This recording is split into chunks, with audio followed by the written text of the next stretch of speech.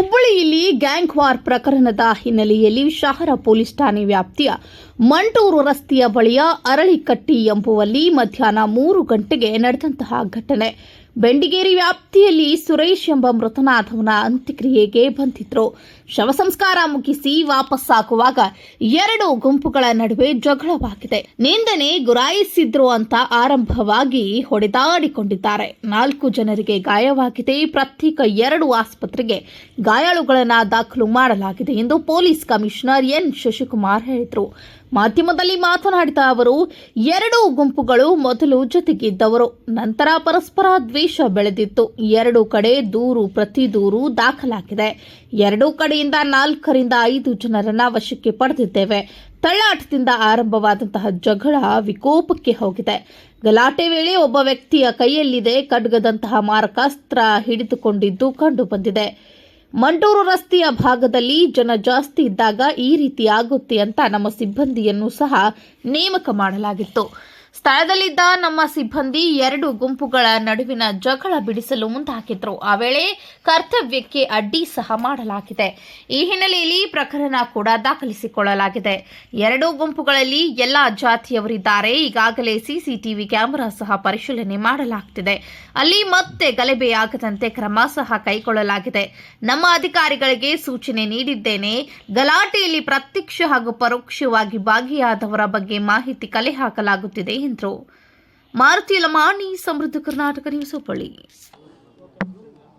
ಹುಬ್ಬಳ್ಳಿ ಧಾರವಾಡ ನಗರ commissionerate ವ್ಯಾಪ್ತಿಯ ಹುಬ್ಬಳ್ಳಿ ಶಹರ police ಠಾಣಾ ಸರಹದ್ದಿನಲ್ಲಿ ಇರುವಂತಹ ಅರಳಿಕಟ್ಟೆ ಏರಿಯಾ ಅನ್ನುವಂಥ ಒಂದು ಸ್ಥಳದಲ್ಲಿ ಇವತ್ತು ಒಂದು ಮಧ್ಯಾಹ್ನ 3 ಗಂಟೆ ಸುಮಾರಿಗೆ ಒಂದು ಘಟನೆ ನಡೆದಿದೆ. ಆ ಘಟನೆಯಲ್ಲಿ ಬೆಂಡಿಗೇರಿ ಪೊಲೀಸ್ ಠಾಣಾ ಸರಹದ್ದಿನಲ್ಲಿರುವಂತಹ ಸೆಟ್ಲ್ಮೆಂಟ್ ಅನ್ನೋ ಏರಿಯಾದಲ್ಲಿ ಇರುವಂತಹ ಒಬ್ಬ ಸುರೇಶ್ ಅನ್ನುವಂತಹ ವ್ಯಕ್ತಿ ಸುಮಾರು 40 ವರ್ಷ ಆರೋಗ್ಯ ಸಮಸ್ಯೆಯಿಂದ ಮೃತ ಹೊಂದಿರ್ತಾನೆ. ಅವನ ಅಂತ್ಯಕ್ರಿಯೆಗೆ ಬಂದಂಥ ಒಂದು ಗುಂಪು ಮತ್ತು ಅಲ್ಲಿ ಸ್ಥಳೀಯವಾಗಿದ್ದಂಥ ಅರಳಿಕಟ್ಟೆ ಆ ಭಾಗದಲ್ಲಿದ್ದಂಥವರ ಒಂದು ಗುಂಪು, 2 ಗುಂಪುಗಳ ನಡುವೆ ಪ್ರಾರಂಭದಲ್ಲಿ ಗುರಾಯಿಸ್ತಾ ಇದೆಯಾ, ಆಮೇಲೆ ನಾನು ದೊಡ್ಡವನು ನೀನು ದೊಡ್ಡವನು ಅಂತ ಪ್ರಾರಂಭ ಆಗಿದ್ದು ಪರಸ್ಪರ ಹೊಡೆದಾಡೋವರೆಗೂ ಹೋಗಿದೆ. ಇದರಲ್ಲಿ 4 ಜನರಿಗೆ ಪೆಟ್ಟುಗಳಾಗಿದೆ. ಆ ಪೆಟ್ಟುಗಳಾಗಿದ್ದಂಥವ್ರನ್ನ 2 ಪ್ರತ್ಯೇಕ ಆಸ್ಪತ್ರೆಗೆ ಅಡ್ಮಿಟ್ ಮಾಡಲಾಗಿದೆ. ಮತ್ತು ಸಾಕಷ್ಟು ಜನ ಅಂಥವ್ರನ್ನ ಇಮಿಡಿಯೇಟಾಗಿ ಆಸ್ಪತ್ರೆಗೆ ಬಿಟ್ಬಿಟ್ಟು ಅಲ್ಲಿಂದ ಮತ್ತೆ ತಪ್ಪಿಸ್ಕೊಂಡಿದ್ದಾರೆ. ಇದರಲ್ಲಿ 2 ಗುಂಪುಗಳು ಹಿಂದೆ ಎಲ್ಲ ಜೊತೆಗಿದ್ದಂಥವ್ರು. ಆಮೇಲೆ ನಂತರದಲ್ಲಿ ಸ್ವಲ್ಪ ಪರಸ್ಪರ ವೈಷಮ್ಯ ಬೆಳೆಸ್ಕೊಂಡು ಒಬ್ರಿಗೊಬ್ರು ಆಗದ ರೀತಿಯಲ್ಲಿ ಆಗಿದೆ. ಪ್ರಕರಣ ಕೇಸ್ ಮತ್ತು ಕೌಂಟರ್ ಕೇಸ್ ಎರಡನ್ನೂ ತೊಗೊಂಡಿದ್ದೀವಿ. ಯಾಕೆಂದರೆ ನಮಗೆ ಈಗಾಗಲೇ ಸಿಕ್ಕಿರುವಂಥ ಸಾಕ್ಷ್ಯಾಧಾರಗಳಲ್ಲಿ 2 ಗುಂಪುಗಳ ಕಡೆಯಿಂದ ಕೂಡ ಅಫೆನ್ಸ್ ಆಗಿರುವಂಥದ್ದು ಕಂಡು ಬಂದಿದೆ. ಹಾಗಾಗಿ ಕೇಸ್ ಕೌಂಟರ್ ಕೇಸನ್ನು ನಾವು ತಗೋತಾ ಇದ್ದೀವಿ. ಕೊಲೆ ಪ್ರಯತ್ನ, ಆರ್ಮ್ಸ್ ಆ್ಯಕ್ಟ್ ಮತ್ತು ರಾಯ್ಟಿಂಗ್ ಸೇರಿದಂತೆ ಇತರೆ ಕಲಂಗಳನ್ನು ಅಳವಡಿಸ್ಕೊಂಡು ನಾವು ಪ್ರಕರಣವನ್ನು ದಾಖಲು ಮಾಡ್ಕೋತಾ ಇದ್ದೀವಿ. ಇದರಲ್ಲಿ ಅವರು ಪ್ರಾರಂಭದಲ್ಲಿ ಜಗಳ ಆಡುವಂಥದ್ದು ತಳ್ಳೋದ್ರಿಂದ ಸ್ಟಾರ್ಟ್ ಆಗಿದ್ದು, ಆಮೇಲೆ ಅಲ್ಲೇ ಸಿಕ್ಕಂತಹ ಕಲ್ಲು ಬಡಿಗೆ ಎಲ್ಲ ತೊಗೊಂಡು ಒಬ್ರಿಗೊಬ್ಬರು ಹೊಡೆದಾಡಿರುವಂಥದ್ದು ನಮಗೆ ಕಂಡು ಬಂದಿದೆ. ಅದ್ರ ಜೊತೆಗೆ ಒಂದು ವಿಡಿಯೋದಲ್ಲಿ ಒಬ್ಬ ವ್ಯಕ್ತಿ ಒಂದು ಖಡ್ಗದ ರೀತಿ ಇರುವಂಥ ಆಯುಧವನ್ನು ಕೂಡ ಉಪಯೋಗಿಸಿ ಅದನ್ನು ಜಳಪಿಸ್ತಿರುವಂಥದ್ದು ಕಂಡು ಬಂದಿದೆ. ಹಾಗಾಗಿ ನಾವು ಶಹರ ಠಾಣೆಯಲ್ಲಿ 2 ಪ್ರತ್ಯೇಕ ಪ್ರಕರಣಗಳನ್ನು ನಾವು ದಾಖಲು ಮಾಡ್ಕೋತಾ ಇದ್ದೀವಿ. ಅದ್ರ ಜೊತೆ ಅಲ್ಲಿ ಆ ಭಾಗ ಏನಿದೆ ಸ್ವಲ್ಪ ಕ್ರೌಡ್ ಜಾಸ್ತಿ ಸೇರಿದಂಥ ಸಂದರ್ಭದಲ್ಲಿ ಈ ಥರ ಗೊಂದಲ ಆಗುವಂಥ ಸಾಧ್ಯತೆ ಇದೆ ಅಂತಂದು ನಮ್ಮ ಕೆಲ ಸಿಬ್ಬಂದಿಗಳನ್ನು ಕೂಡ ಅಲ್ಲಿ ನಿಯೋಜನೆ ಮಾಡಿದರು ನಮ್ಮ ಅಧಿಕಾರಿಗಳು. ಅಂದರೆ ಜನರಲಿ ಅದು ಮಂಟೂರು ರೋಡ್ ತುಂಬ ಹೆವಿ ಟ್ರಾಫಿಕ್ ಇರುವಂಥ ಏರಿಯಾ, ಮತ್ತು ಪೀಕ್ ಅವರ್ಸಲ್ಲಿ ಅಲ್ಲೆಲ್ಲ ಸುಮಾರು 1000 ಜನ ಸೇರಿದಂಥ ಸಂದರ್ಭದಲ್ಲಿ ಏನು ನಡೆಯುತ್ತೆ ಮತ್ತು ಅಲ್ಲೇನಾದರೂ ಇದೆಯಾ ಫ್ರಿಕ್ಷನ್ ಅನ್ನುವಂಥದ್ದು ಅಬ್ಸರ್ವ್ ಮಾಡಲಿಕ್ಕೆ ಜನರಲಿ ಸಿಬ್ಬಂದಿಗಳು ಡೆಪ್ಯೂಟ್ ಮಾಡ್ತಾರೆ.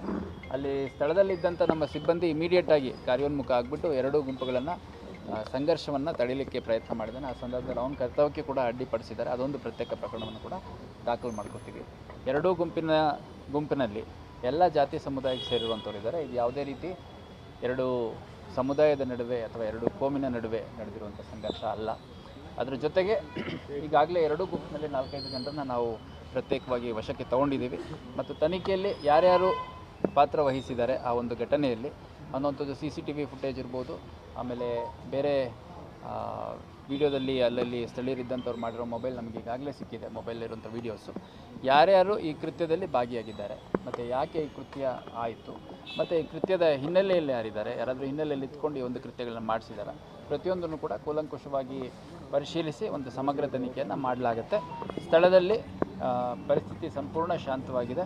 ಅಷ್ಟಾಗಿಯೂ ಕೂಡ ನಮ್ಮ ಕೆಲ ಸಿಬ್ಬಂದಿ ಮತ್ತು ಅಧಿಕಾರಿಗಳನ್ನ ನಿಯೋಜನೆ ಮಾಡಿದ್ದೀವಿ. ಯಾವುದು ಮತ್ತು ಹೆಚ್ಚುವರಿಯಾಗಿ ಮತ್ತು ರಾತ್ರಿ ಆದ ತಕ್ಷಣ ಬೇರೆ ಬೇರೆ ರೀತಿ ಕುಡಿದು ಬಂದು ಅಥವಾ ಇನ್ನೊಂದು ಮತ್ತೊಂದು ಆಗಬಾರ್ದು ಅಂತಂದು ಘಟನೆ ನಡೆದ ಸ್ಥಳ ಮತ್ತು ಆರೋಪಿಗಳು ಎಲ್ಲೆಲ್ಲಿ ಇದ್ದಾರೆ ಆ ಭಾಗದಲ್ಲಿ ಕೂಡ ಸ್ವಲ್ಪ ಸ್ಕೆಲಿಟಲ್ ಡಿಪ್ಲಾಯ್ಮೆಂಟನ್ನು ಮಾಡ್ಕೊಂಡಿದ್ದೀವಿ.